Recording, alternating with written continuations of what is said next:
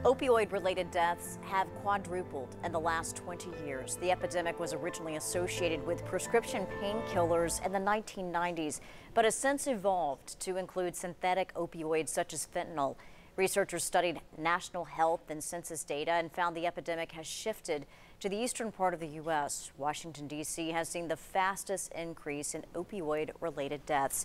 Here in Knox County, the District Attorney General's office says there have been 10 suspected drug overdose deaths so far this month. That brings this year's total to 30. Last year, the county saw 290.